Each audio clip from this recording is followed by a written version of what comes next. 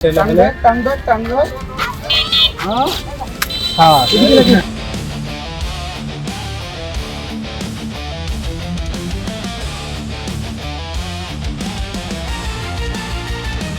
Bangla web দুনিয়ায় আবারও আলোচনায় আসছে নতুন এক সাইকোলজিক্যাল থ্রিলার। খুব শীঘ্রই মুক্তি পেতে যাচ্ছে বহুল প্রতীক্ষিত ওয়েব সিরিজ দি সাইকো। মাহফুজ রহমান রাজের রচনা, চিত্রনাট্য, প্রযোজনা এবং পরিচালনায় 3 ঘন্টা দৈর্ঘ্যের দি সাইকোতে অভিনয় করেছেন মনিরা আক্তার মিঠু, মিষ্টি জান্নাত,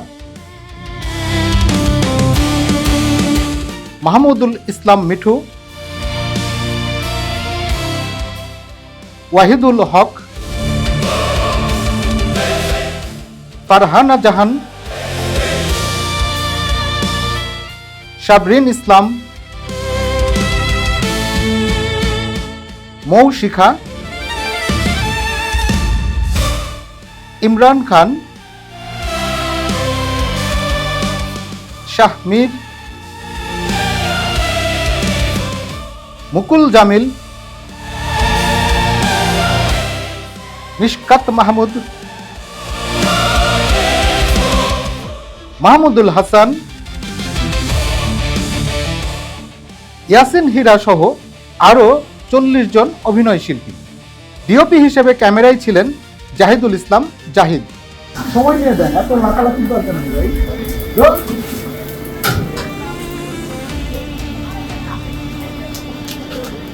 রোল অ্যাকশন। সরি,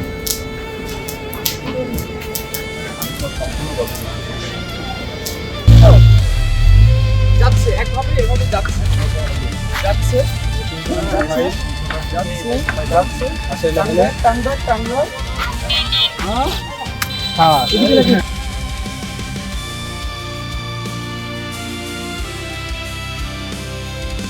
মানুষের ভেতরের অন্ধকার যে কখন ভয়ঙ্কর রূপ নেয় তা কেউ বলতেই পারে না।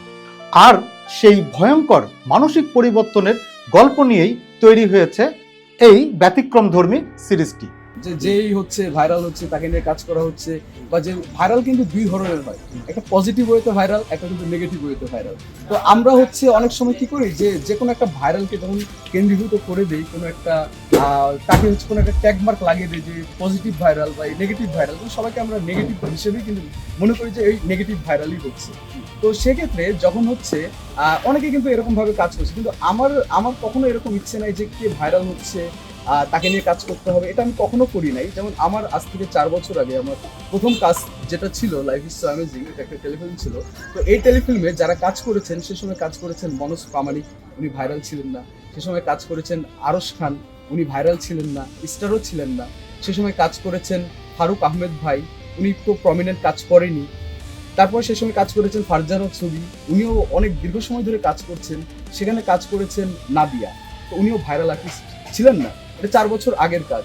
তো এটা একটা কাজ। তারপর আমি কখনোই ভাইরাল কাজ নিয়ে কখনো আমি মাথা ঘামাই নাই, বা কোন আর্টিস্ট ভাইরাল হবে তাকে নিয়ে কাজ করতে হবে, এটা নিয়ে আমি কখনো ওই কাজটাই আমি করার আমার কাছে মনে হয় না যে সেই টাইমটা আমার আছে। আজ এই পর্যন্ত থাক, আপনি দেখুন আজ এই পর্যন্ত থাক। আর হলো আপনার গল্পটা শেষ করলে হয় না? হ্যাঁ,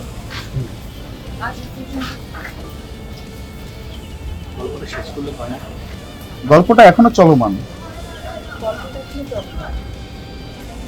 কাট হয়ে গেছে, ডান। গল্পের কেন্দ্রবিন্দুতে রয়েছে কিছু বিশেষ চরিত্র। সময়, পরিস্থিতি এবং মানসিক চাপ ধীরে ধীরে বদলে দেয় তাদের জীবনের ভয়ঙ্কর সব গল্প। রহস্য, সাইকোলজিক্যাল থ্রিল এবং একের পর এক অপ্রত্যাশিত টুইস্টে সাজানো হয়েছে পুরো সিরিজটি।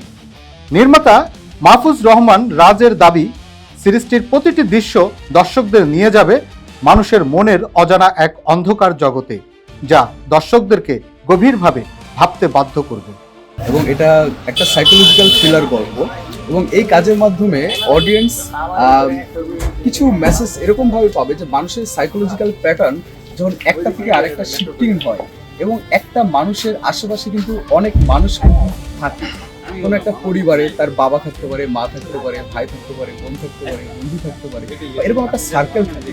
এরকম একটা সার্কেলের সাথে কোনো একটা পার্সনের সিচুয়েশন যখন কানেক্টেড থাকে এবং কোনো একটা পার্সনের সিচুয়েশন যখন চেঞ্জ হয়, সেই সিচুয়েশনের সাথে পুরো যেই তাদের সার্কেলের সিচুয়েশনগুলো যেমন চেঞ্জ হতে থাকে, এরকম একটা ইন্টার কানেকশন তিনটা গল্পের স্টোরি। নির্মাতা আরও জানিয়েছেন, খুব শিগগিরই প্রকাশ করা হবে সিরিজটির official trailer, look, release platform এবং মুক্তির তারিখ।